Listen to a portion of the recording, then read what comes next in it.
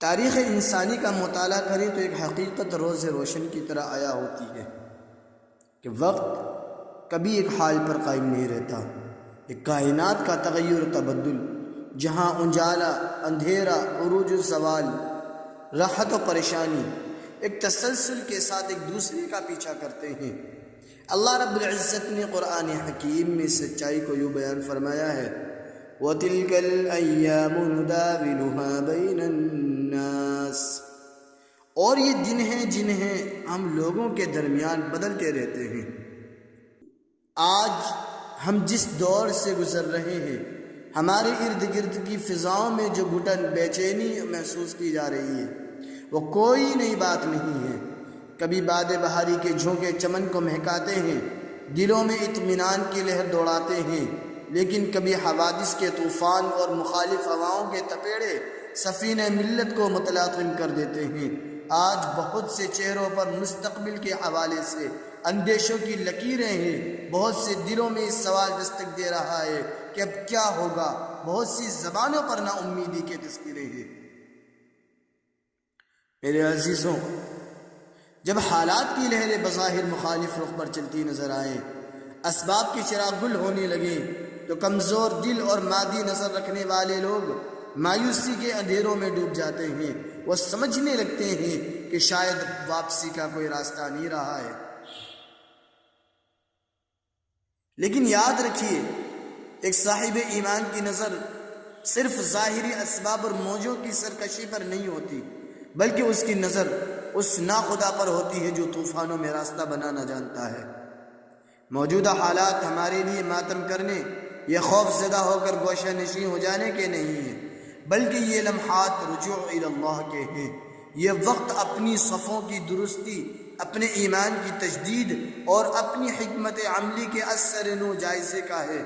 اللہ تعالیٰ جب اپنے بندوں کو آزماتا ہے تو اس کا مقصد انہیں توڑنا نہیں بلکہ انہیں کندن بنانا ہوتا ہے۔ عزیزان ذی وقار، ہماری پریشانی اور خوف کی سب سے بڑی وجہ یہی ہے کہ ہم نے اپنی نظریں صرف اسباب پر جما رکھی ہیں۔ ہم سمجھتے ہیں کہ جس کے پاس عددی اکثریت ہے، جس کے پاس اقتدار کی کرسی ہے، یا جس کے پاس طاقت کے وسائل ہیں، وہی زمین پر ہر چیز کا مالک و مختار ہے۔ لیکن ایک صاحب ایمان کے لیے یہ سوچ اس کے عقیدے کی بنیادوں کو ہلا دینے والی ہے۔ قرآن کریم نے جس حقیقت کو سب سے زیادہ دہرایا ہے وہ توحید فی الحاکمیت ہے۔ ارشاد باری تعالی ہے، قل اللہم مالک الملک تؤتی الملک من تشاء وتنزع الملک ممن تشاء وتعز من تشاء وتذل من تشاء بیدک الخیر انک علی کل شیء قدیر۔ کہہ دیجئے کہ اے اللہ، تو ہی سلطنت کا مالک ہے، تو جسے چاہے سلطنت دے، جس سے چاہے سلطنت چھین لے، اور تو جسے چاہے عزت دے، جس سے چاہے ذلت دے۔ تمام بھلائی تیرے ہی ہاتھ میں ہے، بے شک تو ہر چیز پر قادر ہے۔ یہ آیت ہمیں یہ بتاتی ہے کہ اقتدار کسی کی ذاتی میراث ہے نہ مستقل کی ملکیت ہے، یہ اللہ کی طرف سے دی جانے والی ایک آزمائش ہے۔ اگر کوئی باطل قوت اقتدار پاتی ہے تو یہ اس کی سچائی کی دلیل نہیں بلکہ اس کی مہلت اور آزمائش کا حصہ ہے۔ اللہ تعالیٰ بس اوقات ظالموں کو ڈھیل دیتا ہے تاکہ وہ اپنے ظلم کی انتہا کو پہنچ جائیں اور پھر اس کی گرفت آئے۔ ہماری عقل صرف وہ دیکھتی ہے جو ہم سامنے دیکھتے ہیں، جو ہمارے سامنے موجود ہوتا ہے، لیکن اللہ کا نظام غیب کے پردوں میں کام کرتا ہے۔ ہم بس اوقات ایک نتیجے کو اپنے لیے تباہ کن سمجھ رہے ہوتے ہیں، جبکہ اللہ کی مصلحت کے تحت اس میں ہماری بقا اور بلندی کا کوئی راز چھپا ہوتا ہے۔ وَعَسَىٰ أَن تَكْرَهُوا شَيْئًا وَهُوَ خَيْرٌ لَكُمْ، اور ممکن ہے کہ تم کسی چیز کو ناپسند کرو اور وہ تمہارے لیے بہتر ہو۔ تاریخ شاہد ہے کہ جب بھی حق پر بظاہر زمین تنگ کی گئی، غیب کے نظام نے وہیں سے راستے نکالے۔ کیا فرعون کے گھر میں موسیٰ علیہ السلام کی پرورش غیب کے نظام کا کرشمہ نہیں تھا؟ کیا عزت اللہ تعالیٰ کے ہاتھ میں نہیں ہے؟ کیا ہجرت کی وہ رات جب دشمن گھر کو گھیرے ہوئے تھے اللہ کی غیبی حفاظت کی علامت نہیں تھی؟ یاد رکھیے جب مادی تدبیریں فیل ہو جاتی ہیں وہیں سے اللہ کی نصرت کا آغاز ہوتا ہے۔ دنیا کی تاریخ بڑے بڑے جابر اور متکبروں کے تذکروں سے بھری پڑی ہے۔ نمرود، فرعون، ابو جہل، ہلاکو خان جیسے لوگ سمجھتے تھے، چنگیز خان جیسے لوگ سمجھتے تھے کہ وہ کبھی نہیں مٹیں گے، لیکن اللہ کی حاکمیت نے ثابت کر دیا کل من علیہا فان، ہر شے کو فنا ہے، جو کچھ اس زمین پر ہے سب فنا ہونے والا ہے۔ وَيَبْقَى وَجْهُ رَبِّكَ ذُو الْجَلَالِ وَالْإِكْرَامِ، اور باقی رہے گی تو تیرے رب کی ذات باقی رہے گی۔ جس طرح سورج کا طلوع ہونا اس کے غروب ہونے کی دلیل ہے، اسی طرح کسی بھی باطل نظریے یا قوت کا عروج اس کے زوال کا آغاز بھی ہو سکتا ہے۔ ہمیں ان نتائج سے گھبرانے کے بجائے اس ذات سے لو لگانی چاہیے جو حالات کو پلٹ دینے پر قادر ہے۔ جب ہم اللہ کو زمین و آسمان کا واحد مالک تسلیم کر لیتے ہیں تو ہمارے دلوں سے خوف خلق نکل جاتا ہے۔ ایک مومن کبھی نفسیاتی طور پر مغلوب نہیں ہوتا، وہ جانتا ہے کہ اگر پوری دنیا مل کر بھی اسے نقصان پہنچانا چاہے تو نہیں پہنچا سکتی جب تک اللہ نہ چاہے۔ یہی وہ یقین ہے جو انسان کو بہادر، صابر اور مستقل مزاج بناتا ہے۔ وَمَا تَشَاءُونَ إِلَّا أَن يَشَاءَ اللَّهُ رَبُّ الْعَالَمِينَ۔ وہ رب العالمین ہے، پوری کائنات کا مالک ہے، پوری کائنات کا عالم، تمام عالموں کا رب ہے۔ وہ جو چاہتا ہے وہ کرتا ہے۔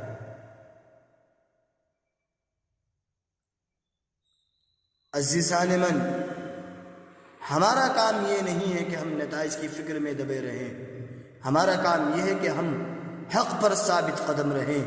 غیب کا نظام اپنا کام کر رہا ہے، بادل کتنی ہی گہرے کیوں نہ ہوں وہ سورج کو ہمیشہ کے لیے قید نہیں کر سکتے۔ اللہ کی حاکمیت پر یقین رکھنے والا شخص کبھی مایوس نہیں ہوتا، کیونکہ وہ جانتا ہے کہ اندھیری رات کے بعد صبح کا ہونا اللہ کی سنت ہے۔ اللہ اپنی سنت کبھی نہیں بدلتا۔ میرے محترم بزرگوں اور بھائیوں، جب کبھی حالات میں تنگی آتی ہے یا مخالف قوتیں غالب نظر آتی ہیں تو ذہن میں یہ سوال پیدا ہوتا ہے کہ ہم تو حق پر ہیں، ہم تو اللہ کا نام لینے والے ہیں، پھر یہ مشکلات ہم پر ہی کیوں؟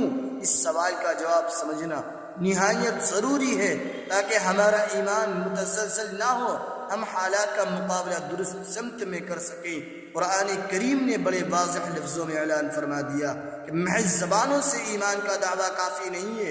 ارشاد باری تعالی ہے احسب الناس ان يتركوا ان يقولوا آمنا وهم لا يفتنون۔ کیا لوگوں نے سمجھ رکھا ہے کہ وہ صرف اتنا کہنے پر چھوڑ دیے جائیں گے کہ ہم ایمان لائیں اور انہیں آزمایا نہیں جائے گا؟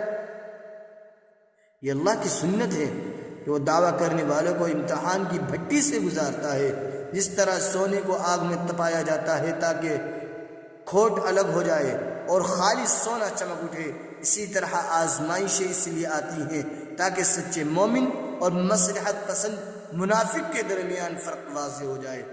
تنگی کے حالات چھلنی کا کام کرتے ہیں جو کمزور ارادوں والوں کو جھٹک دیتے ہیں اور مضبوط ایمان والوں کو نکار دیتے ہیں۔ اسی طرح انسان جب مسلسل سکون اور عافیت میں رہتا ہے تو اکثر اپنے مقصد زندگی کو بھول جاتا ہے، غفلت کا شکار ہو جاتا ہے۔ بس اوقات حالات کا یہ بگاڑ دراصل اللہ کی طرف سے ایک الارم ہے، ایک وارننگ ہوتی ہے، یہ ہمیں جھنجھوڑنے کے لیے آتا ہے۔ کیا ہم اپنے رب سے دور تو نہیں ہو گئے؟ کیا ہماری صفوں میں انتشار تو پیدا نہیں ہو گیا؟ کیا ہم نے دنیاوی جاہ و عشم کو اپنا اصل مقصود تو نہیں بنا لیا؟ یہ آزمائشیں ہمیں مصلحتوں کی نیند سے بیدار کرتی ہیں، ہمیں دوبارہ اپنی اصل بنیادوں کی طرف لوٹنے پر مجبور کرتی ہیں۔ یہ بھی حقیقت ہے کہ وہی قومیں زندہ رہتی ہیں جنہوں نے طوفانوں کا رخ موڑا ہے۔ سکون کی زندگی انسان کو سست بناتی ہے، جبکہ مشکلات انسان کے اندر چھپی ہوئی صلاحیتوں کو پیدا کرتی ہے، صلاحیتوں کو بیدار کرتی ہے، صلاحیتوں کو نکھارتی ہے۔ اللہ تعالی آزمائش کے ذریعے ہماری تربیت فرماتا ہے، وہ ہمیں سکھاتا ہے کہ تنگی میں صبر کیسے کرنا ہے، محدود وسائل میں راستہ کیسے بنانا ہے، مشکل وقت میں ایک دوسرے کا سہارا کیسے بننا ہے۔ یاد رکھیے انبیاء کرام کی زندگی کو دیکھیے، سب سے زیادہ آزمائشیں ان پر آئیں۔ ابراہیم علیہ السلام کو آگ میں ڈالا جانا، حضرت یوسف علیہ السلام کا قید خانے میں جانا، نبی کریم صلی اللہ علیہ وسلم کا شعیب ابی طالب کی سختیاں جھیلنا، یہ سب اسی لیے تھا کہ ایک عظیم انقلاب برپا کرنے سے پہلے ان کی سیرت کو فولاد بنا دیا جائے۔ آزمائش کے وقت ایک مومن کا رویہ شکوہ نہیں بلکہ محاسبہ ہونا چاہیے۔ ہمیں یہ دیکھنا چاہیے کہ وہ کون سی خامیاں ہیں جن کی وجہ سے ہمیں ان حالات کا سامنا کرنا پڑا۔ کیا ہم نے علم کو چھوڑ دیا؟ کیا ہم نے معاشی میدان میں دوسروں کی محتاجی قبول کر لی؟ کیا ہم نے باہمی اخوت کا سودا کر لیا؟ جب ایک قوم اپنی غلطیوں کا احساس کر لیتی ہے تو وہی آزمائش اس کے لیے کامیابی کا زینہ بن جاتی ہے۔ عزیزان من، یہ مشکل وقت ہمیں مٹانے کے لیے نہیں بلکہ ہمیں جگانے کے لیے آیا ہے۔ یہ ہمیں بتانے آیا ہے کہ اب جذباتیات کا دور ختم ہو چکا، اب ہوش، تدبر اور حکمت کے ساتھ جینے کا وقت ہے۔ اگر ہم اس آزمائش کے مقصد کو سمجھ لیں تو یہی تنگی ہمارے لیے بڑی فتوحات کا پیش خیمہ ثابت ہوگی، کیونکہ اندھیری رات جتنی طویل اور گہری ہوتی ہے، صبح صادق کا اجالا اتنا ہی قریب ہوتا ہے۔ میرے محترم سامعین، آج ہمارے معاشرے میں ایک بہت بڑی فکری غلطی جڑ پکڑی ہوئی ہے، اور وہ ہے توکل کا غلط تصور۔ جب حالات سازگار نہیں رہتے تو ہم میں سے بہت سے لوگ اسے اللہ کی رضا قرار دے کر ہاتھ پر ہاتھ دھرے بیٹھ جاتے ہیں۔ ہم سمجھتے ہیں کہ ہم نے سب کچھ اللہ پر چھوڑ دیا، حالانکہ در حقیقت ہم نے اپنی ذمہ داریوں سے فرار اختیار کیا ہوتا ہے۔ یاد رکھیے، اسلام میں بزدلی اور سستی کا نام توکل نہیں ہے۔ توکل کا معنی کسی کو وکیل بنانا ہے۔ جب آپ کسی کو وکیل بناتے ہیں تو اس کا مطلب یہ نہیں ہوتا کہ آپ گھر جا کر سو جائیں، بلکہ آپ وکیل کو تمام ثبوت، دستاویزات فراہم کرتے ہیں اور پھر اس کی مہارت پر بھروسہ کرتے ہیں۔ اسلامی شرعیت میں توکل کا مطلب یہی ہے، ظاہری اسباب کو پوری قوت کے ساتھ استعمال کیا جائے، نتیجہ اللہ کے سپرد کر دیا جائے۔ اگر کوئی کسان بیج نہ بوئے، پانی نہ دے، کہے کہ میرا اللہ پر توکل ہے کہ فصل اگے گی، تو یہ توکل نہیں بلکہ حماقت ہے۔ فصل اسی کی اگتی ہے جو پہلے پسینہ بہتا ہے اور پھر اللہ سے بارش کی دعا مانگتا ہے۔ اس مفہوم کو سمجھنے کے لیے وہ مشہور حدیث مبارکہ ایک مینارہ نور ہے جو ایک صحابی نے عرض کیا، اے اللہ کے رسول صلی اللہ علیہ وسلم، کیا میں اپنی اونٹنی کو کھلا چھوڑ کر توکل کروں یا اسے باندھ کر؟ آپ صلی اللہ علیہ وسلم نے ارشاد فرمایا، وہ تاریخی جملہ ارشاد آپ نے فرمایا جو رہتی دنیا تک کے لیے رہنما ہے، اعقلھا وتوکل، پہلے اسے باندھو پھر توکل کرو۔ اس ایک جملے نے واضح کر دیا کہ تدبیر اور توکل ایک دوسرے کی ضد نہیں بلکہ ایک ہی تصویر کے دو رخ ہیں۔ تدبیر کرنا سنت نبوی ہے اور توکل کرنا ایمان قلبی ہے۔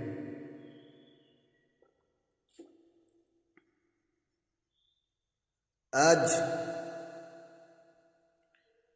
وقت کا تقاضا ہے کہ ہم مایوسی کے لحاظ سے نکلیں، عمل کے میدان میں آئیں، اس یقین کے ساتھ کہ میرا رب میری محنت کو ضائع نہیں کرے گا۔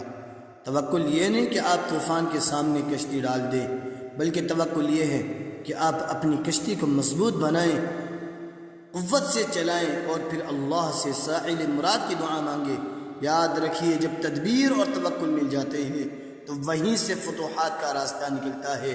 اللہ ہمیں توکل کا صحیح شعور عطا فرمائے اور ہمیں عمل کی توفیق دے۔ آخر دعوانا ان الحمد للہ رب العالمین۔